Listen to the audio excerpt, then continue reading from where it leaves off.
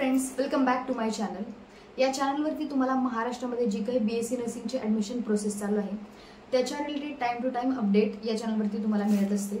तर या व्हिडिओमध्ये आज आपण घेणार आहोत कमेंट सेशन। जे काही विद्यार्थ्यांनी विचारलेले डाऊट्स आहेत, त्यांच्या कमेंट्स आहेत, त्याला मी आन्सर करण्याचा प्रयत्न करणार आहे। तर स्टुडंटनी विचारलेलं आहे की दीदी आम्हाला पुणे आणि मुंबईतील कॉलेजची लिस्ट पाहिजे। तर पुणे आणि मुंबईची जी काही बेस्ट कॉलेजेस आहेत त्याचा व्हिडिओ मी ऑलरेडी चॅनलवरती अपलोड केलेला आहे। त्यामुळेच मी बऱ्याचशा विद्यार्थ्यांना पुण्यातील आणि मुंबईच्या कॉलेजची लिस्ट दिलेली नाही, कारण त्याचा ऑलरेडी मी व्हिडिओ बनवलेला आहे।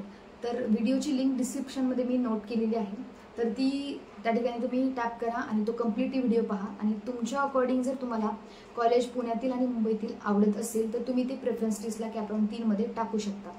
त्याच्यानंतर विद्यार्थ्यांनी मला नागपूरचे बेस्ट कॉलेजेस विचारले होते। तर नागपूरचं जे काही प्रायव्हेट नर्सिंग कॉलेजेस आहेत त्याची लिस्ट देखील मी स्टुडंटला दिलेली आहे। पण जर तुम्हाला नागपूरमधील बेस्ट कॉलेजेस पाहिजे असेल तर तुम्ही त्याच्यामध्ये शुअरटेक नर्सिंग कॉलेज जे आहे ते टाकू शकता। पण या कॉलेजची फीज जी आहे ती थोडी हाय रेंजमध्ये आहे, तर फीजच्या अकॉर्डिंग तुम्ही कॉलेज टाकू शकता, शुअरटेक नर्सिंग कॉलेज। त्याच्यानंतर जे काही मेडप्रो नर्सिंग कॉलेज आहे ते देखील तुम्ही प्रेफरन्स लिस्टमध्ये फिल करू शकता, मेडप्रो।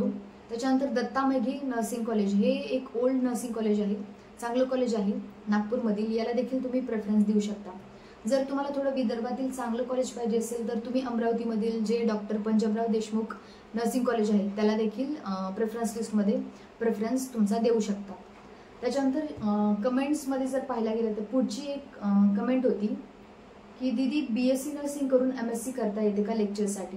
तर नक्कीच बीएससी नर्सिंग केल्यानंतर तुम्हाला जर एमएससी करायची असेल तर एमएससी करण्यासाठी तुम्हाला 1 इयर क्लिनिकल एक्सपिरियन्स पाहिजे। म्हणजे 1 इयर तुम्ही हॉस्पिटलमध्ये ड्युटी करणार, तिथला एक्सपिरियन्स घेणार आणि तुम्ही एमएससीसाठी मग इलिजिबल आहात। त्याच्यानंतर तुम्ही एमएससी करू शकता आणि एमएससी केल्यानंतर मग तुम्ही लेक्चरर म्हणून ॲज अ जॉईन करू शकता किंवा जे काही तुमचे फ्युचर प्लॅन्स असतील ते देखील तुम्ही करू शकता।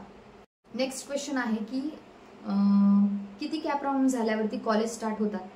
आता तुमचा कॅपराउंड 3 चालू आहे, कॅपराउंड 3, 4 आणि जे काही तुमचं इन्स्टिट्यूशन म्हणजे स्पॉट राऊंडचं शेड्यूल सीईटीने दिलेलं आहे, टेंटेटिव्ह शेड्यूल, त्याच्यानंतर जी काही स्पॉट राऊंडची लास्ट डेट आहे त्याच्यानंतर एक 5 ते 10 दिवसांमध्येच तुमचं कॉलेज स्टार्ट होणार।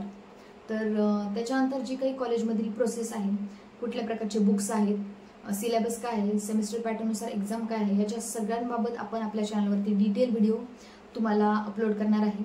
तर ते व्हिडिओ येण्यासाठी, अपकमिंग व्हिडिओसाठी तुम्ही चॅनलला आजच सबस्क्राईब करा, म्हणजे येणारे आगामी व्हिडिओ तुमच्यापर्यंत सर्वात लवकर पोहोचतील।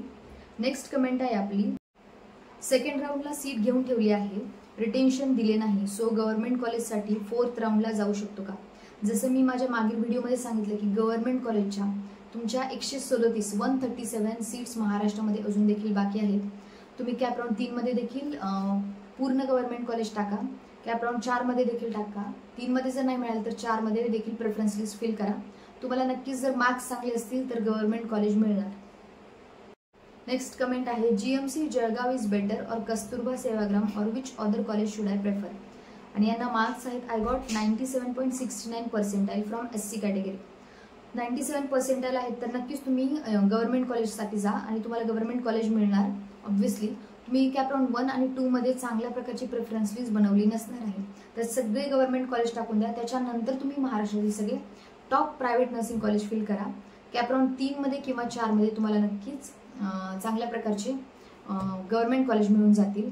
आणि ज्यांना मी जसं की सांगितलं की पुण्यातील आणि मुंबईतील कॉलेज पाहिजे असतील तर तुम्ही माझे जे काही या आधीचे चॅनलवरती अपलोड केलेले व्हिडिओज आहेत ते पहा, डिस्क्रिप्शनमध्ये त्या व्हिडिओची लिंक आहे। नक्कीच तुम्हाला पुण्यातील आणि मुंबईतील जे काही तुमच्या अकॉर्डिंग कॉलेज आहेत ते त्या ठिकाणी मी दिलेले आहेत, तर ते तुम्ही पूर्ण व्हिडिओ पाहून घ्या। तर विद्यार्थी मित्रांनो, आपण आपला लाईव्ह ॲनाटॉमी आणि फिजिओलॉजीचे लेक्चर जे काही स्टार्ट करणार आहोत, तर बऱ्याचशा विद्यार्थ्यांचे कॅपराउंड 3, 4 आणि जे काही तुमची ॲडमिशन प्रोसेस आहे ती चालू आहे, त्यामुळे ते जे क्लासेस आहेत त्याची डेट्स आपण एक्सटेंड केलेली आहे। तर जसे तुमचे कॉलेज स्टार्ट होतील त्याच्या अकॉर्डिंग आपण ते लेक्चर स्टार्ट करणार आहोत।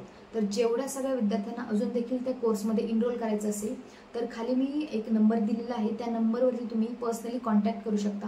तुम्हाला त्या कोर्सच्या सगळ्या काही डिटेल्स सेंड केल्या जातील। त्या कोर्सची फी आहे 1500 रुपये, एकदम मिनिमम त्या कोर्सची फीस ठेवलेली आहे। तर त्या कोर्समध्ये तुम्हाला सगळ्या बाबतीत तुमचा जो काही पॅटर्न आहे MHSचा, अॅनाटॉमी आणि फिजिओलॉजी या सब्जेक्टबाबत सगळं काही कव्हर करण्याचा आपण प्रयत्न करणार आहोत. तर नक्कीच त्या कोर्समध्ये जास्तीत जास्त विद्यार्थ्यांनी एनरोल करा आणि